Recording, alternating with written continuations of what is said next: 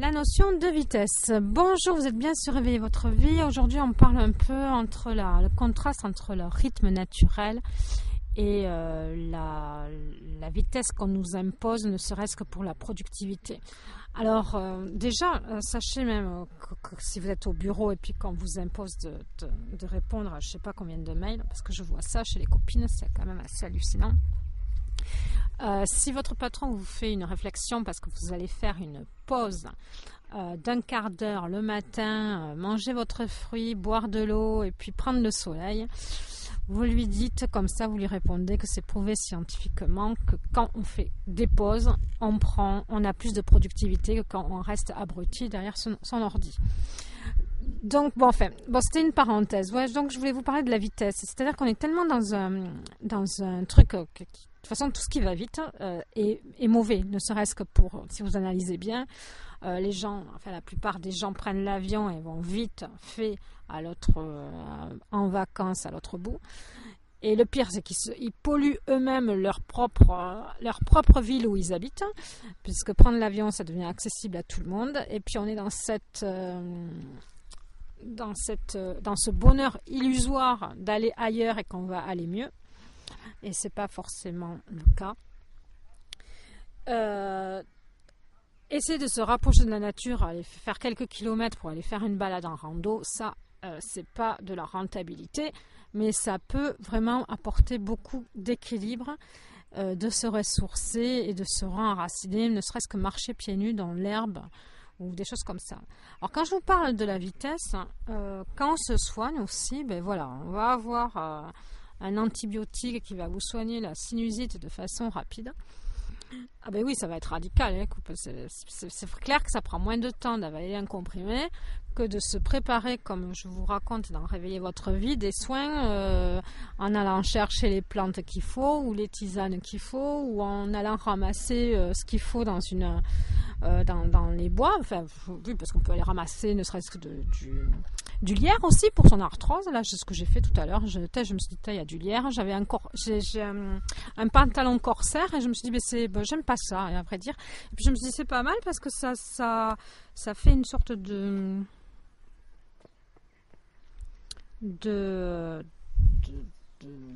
comment vous expliquer ça? Ça fait comme un bandage puisque le corsaire il descend en dessous du genou, donc je peux mettre les feuilles de lierre que je coupe en petits morceaux pour que ça enlève un peu le sucre et que ça agisse à mon arthrose du genou. Après, du lierre on en trouve partout, hein, même si vous allez dans un parc, etc. Vous arrivez à trouver du lierre. Mais bon, c'est pareil quoi. Donc prendre soin de soi, ça prend du temps. Et les gens ne prennent plus le temps de prendre soin d'eux. Ils préfèrent avoir plus d'argent en travaillant plus. Comme ça, pouvoir aller consommer dans les magasins et des choses inutiles et illusoires. Avoir un bonheur illusoire d'aller dans les grandes surfaces pour consommer, alors que sur Réveiller votre vie, c'est pas du tout cette mentalité-là. C'est vraiment revenir aux sources. Et quand vous prenez des antibiotiques, alors c'est clair, ça va aller vite. Mais non seulement ça va détruire les mauvaises bactéries que vous avez quand je vous parle par exemple de la sinusite, mais ça va aussi vous détruire les bonnes, parce qu'on est quand même, le corps est fait de bonnes bactéries.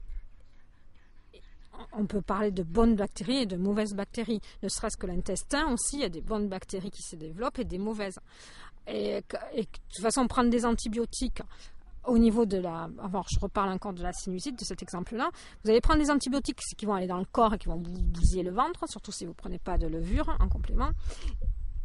Alors que le problème, il est au niveau du nez, il n'est pas au niveau du ventre. Donc moi, je ne comprends pas qu'on n'agisse pas de façon locale en mettant quelque chose sur le nez, même qui ait des vertus antibiotiques.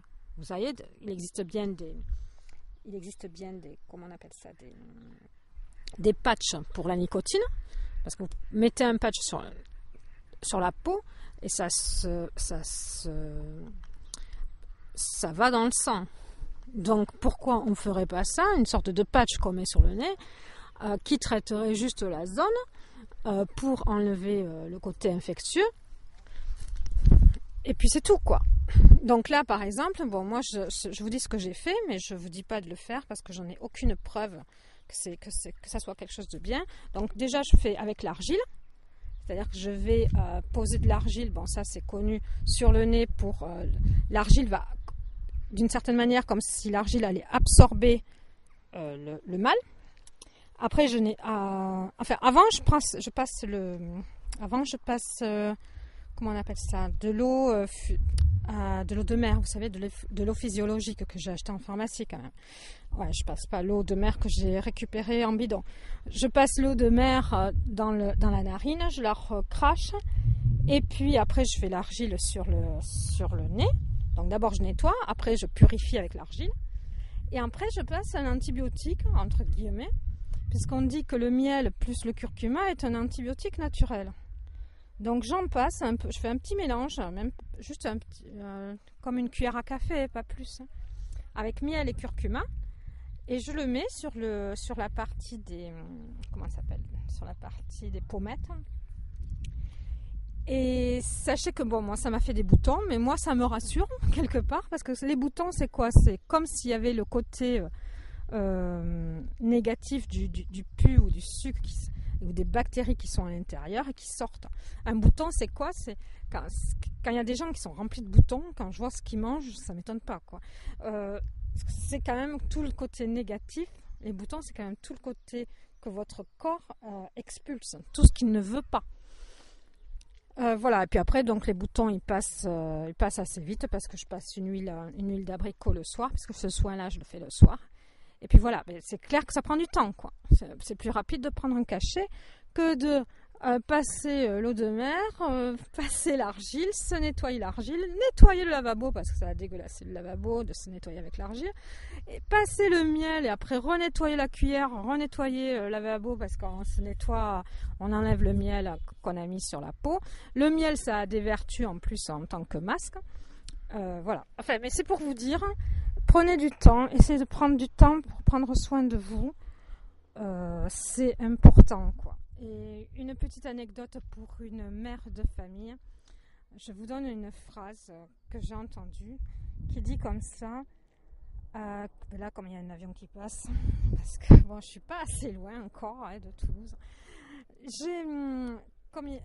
Qui dit comme ça, voilà, quand vous êtes dans un avion et par exemple vous êtes une mère de famille, vous avez vos enfants, il se passe une turbulence et il se passe quelque chose, qu'est-ce que vous faites d'abord?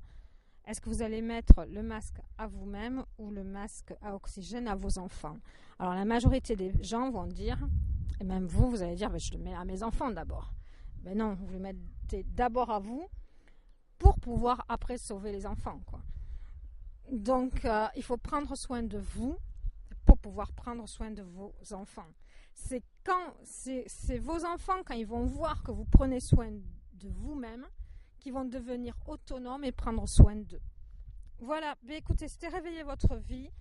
Je vous merci de mettre un j'aime si ce podcast vous a apporté un petit truc.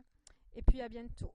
Vous pouvez vous abonner, c'est que des podcasts, donc vous pouvez écouter sans rester devant l'ordinateur ou devant votre écran de téléphone. Au revoir.